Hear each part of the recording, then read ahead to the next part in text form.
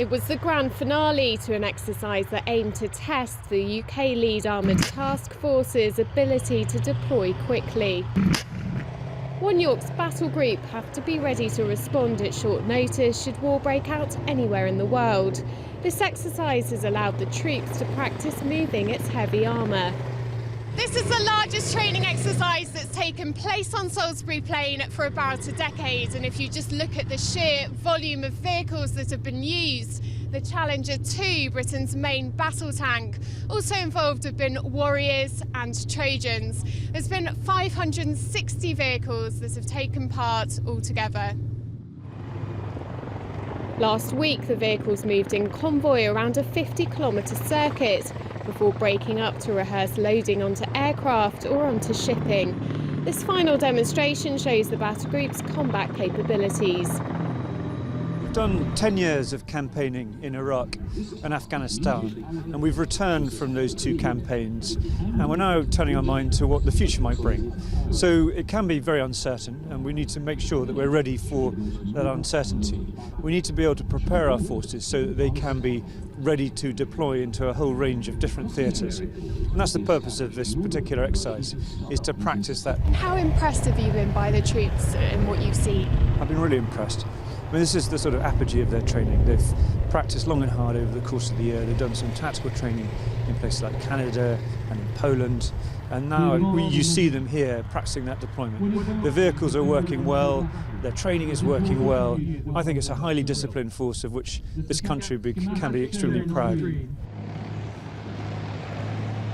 There were 3 phases to this demonstration. The first is simulated defence, where the troops moved across the ground to fix the enemy in a specific location. Then an attack on the enemy using live fire. And finally, an obstacle crossing.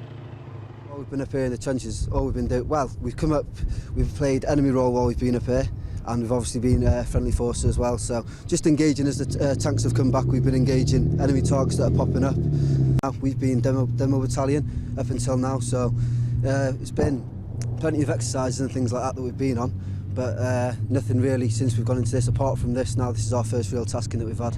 For the lads especially that haven't been on tour and operations before, it's been good for them to see. Been in the army about 5.5 years, not done a firepower demonstration like this before. It's good as we're going into that high readiness now, and we can see the firepower that we do have, and obviously like the force that we can put out there. It's a bit different now because we're going more back into the conventional role, so we are using the Warriors and the Challengers back together, and also integrating the dismounts into that, as well as occupying trenches and stuff like that. So we're going back into as it was before obviously Herricks and stuff like that before. I didn't really want to do this at the start, but as I've got into it and I've learned how to do stuff, it's more appealing than what I wanted to do in the first place. What did you want to do? I wanted to do light rail infantry, so instead of being in vehicles, just walking about and patrolling. But this is it's more exciting. The majority of soldiers watching the demonstration were from 1 Armoured Infantry Brigade. They'll be taking over the role of Lead Armoured Battle Group next year, and so this is effectively their first training session. This event is the first in a series of annual exercises intended to prove the readiness of the British Army's main intervention capability. Hannah Gurney, Forces News on Salisbury Plain.